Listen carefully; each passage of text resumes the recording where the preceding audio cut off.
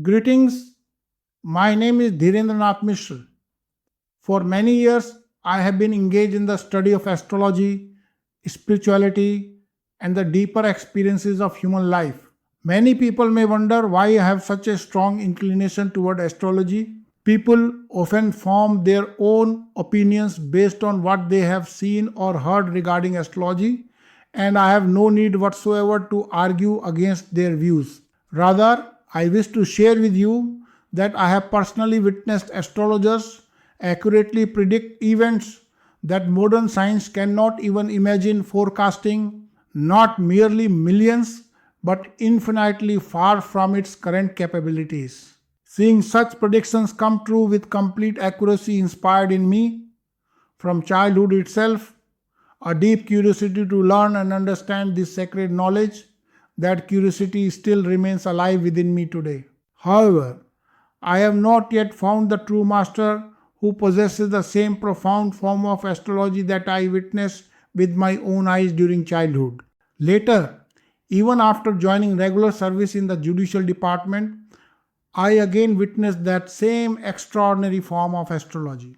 Those two great spiritual personalities never asked me anything, nor did one Pandit Satyanarayan Pandey Guruji ask them anything. Rather, the saints themselves continued speaking, explaining the situations people were going through, predicting deaths, and describing future events with astonishing accuracy. Those saints neither asked for anyone's birth details nor even their names.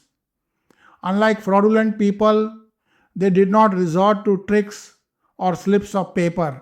In fact, merely revealing someone's problems does not solve anything. Whether a person tells his own problems or someone else somehow reveals them makes no real difference. The true worth lies in whether someone can provide a genuinely correct and effective solution to those problems. Otherwise, it is better to honestly say, continue remembering God sincerely. If the Almighty wills, your desired work shall be fulfilled. Beyond this, I am not in a position to say anything. Now, perhaps you may feel curious about what exactly those two great saints predicted so accurately without asking anything, and how those statements came true 100%. If you have taken the time to listen to all this and even spend a little of your internet data doing so, then you are undoubtedly noble-hearted yourself. Someday, perhaps you too may encounter such saints who, without taking anything from you or even accepting your hospitality, may tell you truths so astonishing and accurate that your own curiosity to understand real astrology will awaken. Indeed, people who leave behind such life-changing lessons are encountered only through great fortune. When they do appear, they transform one's entire outlook, leaving memories that remain throughout life. To meet such elevated souls, one must continuously remember God with sincerity. This remembrance should be as though the Almighty is observing every action we perform and expecting us to carry out each task with honesty and dedication. This alone is true worship, true spiritual practice, and true devotion to the eternal divine. If one continues living by this principle throughout life, then surely the Almighty will make life successful. Then, perhaps, one may meet saints who will guide them not only in astrology but also upon the path of true religion and spirituality even in this dark age of Kali Yuga. Many people may claim, who knows religion and spirituality better than me? What more is there for me to learn? Yet, at the same time, some so-called spiritual people remain busy finding dishonest ways to reduce their electricity bills or manipulate systems unfairly. Someone says running an air conditioner in this heat is necessary, but it would have been nice if there were some trick to reduce the bill by a few thousand rupees every month. Others boast about how someone avoided paying electricity bills for years and then managed to settle everything through manipulation and influence. My dear friends, there are many kinds of devotion in this world, but one should never admire those who live dishonesty and yet appear outwardly successful. True peace can never exist in such lives because genuine remembrance of God is absent there. Anyway, the discussion has become lengthy, so forgive me. Now I shall briefly tell you about one such saint and then take your leave. When I was a child, one morning I was sitting on a wooden platform in the outer veranda of our village house solving mathematics problems. Beside me sat Pandit Satyanarayan Pandey Guruji on a chair. At that very moment, a saint carrying a plastic shoulder bag approached us and said, "Son, could you bring me a spoonful of rice grains and some incense sticks from inside the house?" I looked toward Guruji because at that age I was not wise enough to understand why the saint was asking for rice, grains, and incense. Guruji immediately said, "You appear to be a highly elevated saint. Please come." Then he told me, "Son, go inside and ask your mother for rice, grains, and incense." After receiving permission, I brought them from inside and handed them to Guruji, who then offered them to the saint. Guruji requested the saint to stay a while, but the saint replied, "I am in great haste. I was engaged in spiritual practice, but it got interrupted for some reason.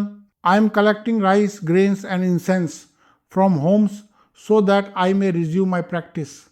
Then Guruji requested, "Please tell me something about myself."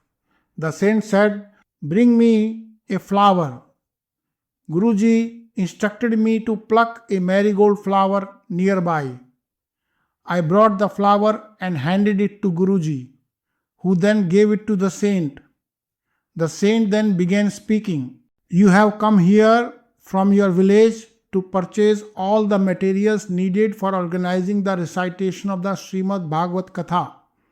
Buy the materials and take them home, but your allotted time in this world has ended.